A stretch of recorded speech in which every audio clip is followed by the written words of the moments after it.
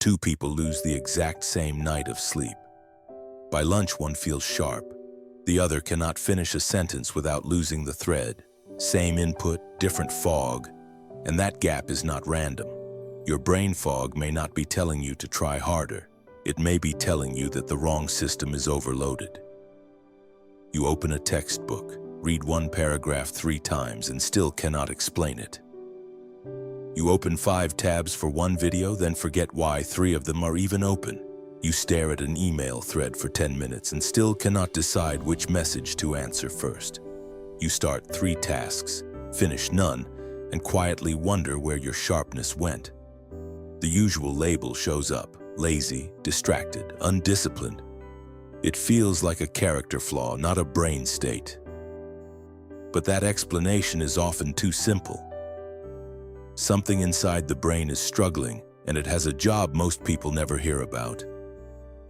Near the front of your brain sits a kind of control panel. It's the part that helps you hold information in mind, stay on task, resist distractions, plan steps, and switch between tasks without losing the thread. Think of it like a small control room. One switch manages focus. Another holds your next step in working memory. Another helps you ignore the notification while you finish the sentence. When that panel is under too much load, thinking feels slow and unorganized. That does not mean anything is permanently broken. It means the control panel may have less capacity than the task in front of it demands. The real question is, which switch is turning that panel off for you right now? Brain fog is not one single problem. It is a pattern of symptoms. Slower thinking, poor concentration, forgetfulness, mental fatigue. Across very different conditions, people report the same cluster showing up together. Different inputs can produce the same foggy output because they all converge on that control system. One warning light can be triggered by several different switches. Here is the first switch: sleep. When sleep is short or irregular, that control room loses power. After too little sleep, it becomes harder to hold ideas in mind, ignore distractions, and adjust when a task changes. Picture a student staying up late to finish an assignment, then rereading the same paragraph 3 times the next morning and still not absorbing it. What looks like poor discipline might just be a tired control panel. But sleep is only one switch on that panel. There is a second one that will not show up on any sleep tracker: sustained stress. Stress is not just panic before an exam. It can be deadlines, money worries, family tension, unfinished tasks, constant notifications, and never feeling fully off duty. Over time, that background pressure can make it harder for the brain to organize attention and flexible thinking. Picture a creator under deadline pressure. They open editing software but cannot sequence the next 3 steps, so they keep bouncing between tabs instead of building anything. The problem is not that they have no ideas. Each idea arrives in a crowded room. And there can be a third layer. Brain fog shows up across many states: recovery from illness, autoimmune conditions, metabolic issues, mental health conditions, attention differences, and other sources of cognitive strain. One person might be recovering from an illness, sleeping badly, and facing a tight deadline all in the same week. 3 switches hitting the same panel at once. The feeling is one foggy experience, but several loads may be stacked together. So the switch turning the panel off is rarely one fixed thing. It is whichever load sits heaviest for you right now. This is where a quiet myth makes everything worse. Many people believe brain fog just means laziness or weak willpower. It sounds believable because the symptoms look behavioral. You procrastinate. You jump between tasks. You scroll instead of studying. You leave work half finished. It is easy to mistake a struggling system for a lazy person, but research points to a more useful story. Lack of sleep is linked to worse performance on tasks that need working memory, self-control, and mental flexibility. Long-running stress is linked with trouble focusing, planning, and switching between ideas. Clinical descriptions treat brain fog as a symptom pattern, not a moral rating. Motivation and habits still matter. Poor habits can make fog worse. But calling every foggy day laziness can hide the real signal. It can push you toward shame when what you need is observation. A simpler belief is this: brain fog signals that your mental control systems are under load, and the useful question is which load is highest right now. So what actually helps? Think in 3 tiers, from easy to advanced. Easy tier is a 1-week sleep anchor.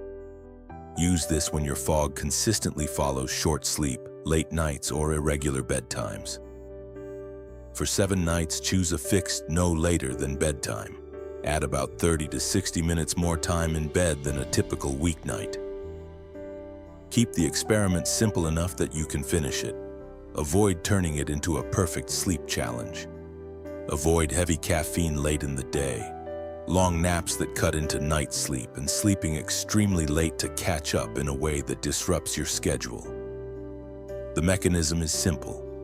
More consistent sleep gives the attention and working memory systems more chance to work at normal capacity. The realistic result is not becoming a genius by Thursday. If sleep debt is a main driver, expect mild to moderate improvement in morning clarity. Less mental heaviness, easier reading, fewer moments of losing your train of thought. Medium tier is structured micro breaks. Use this when fog builds during long study sessions, editing blocks, or deep work lasting more than an hour. After 25 to 40 minutes of focused work, take a 3 to 5 minute break away from the screen. Stand up, walk lightly, look out a window. Let the task go for a moment. Do this across a 60 to 120 minute work block, a few times per week or more on demanding days. Do not turn the break into a social media trap. A 5-minute pause that becomes 35 minutes of scrolling adds a different kind of overload. Short breaks give attention systems a small chance to reset. The realistic result is smoother re-entry into the next work block. Not endless stamina, just less of that thick, resistant feeling in your mind. Advanced tier is a daily stress regulation practice. Use this when your fog rises during pressure, worry, conflict, or periods when your mind feels constantly switched on. Spend 10 minutes a day on simple guided mindfulness or slow breathing. The job is not to empty your mind. The job is to notice a thought, a feeling, or a body signal, then gently return attention. Do it at a consistent time, such as after waking or before bed. Treat it as an 8 to 12 week practice, 5 to 7 days a week. Avoid expecting an instant breakthrough. Evidence for these practices is mixed but supportive for modest benefits in attention and stress regulation. They do not replace sleep, medical treatment, or help for severe burnout or illness. The mechanism is stress load. You practice noticing when attention gets pulled away, then returning it before the spiral runs the whole day. The realistic result is subtle: catching stress earlier, recovering attention faster, and feeling less mentally jammed during difficult moments. One caution matters here.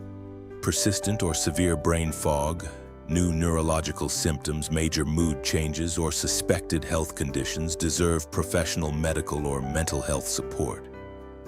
Self-experiments can offer clues, but they cannot diagnose the cause. Before you touch any tier, take one 5-minute action in the next 24 hours. Tonight, before you are fully exhausted, write down the last 3 times your brain felt foggy. For each one, note what you were doing, how you slept the night before, how stressed you felt, and whether any illness symptoms were present. By the end of those 5 minutes, expect a clearer first hypothesis. Sleep-related, stress-related, illness-related, or some mix. Do not solve it tonight, just notice the pattern. The small result is clarity about what to test first.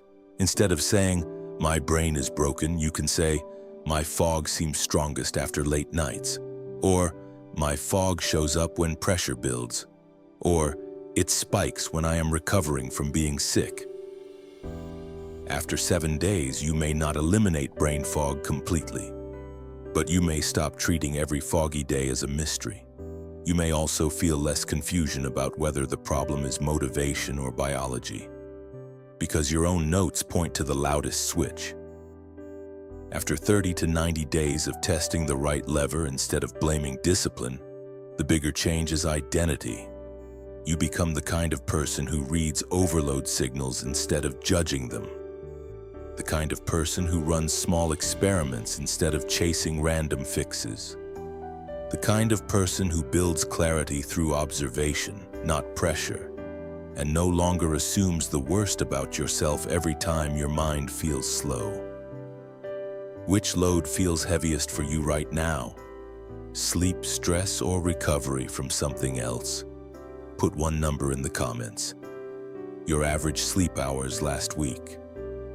If you want more calm, practical science that turns confusing brain fog into small experiments worth testing, consider subscribing to SmartFocus.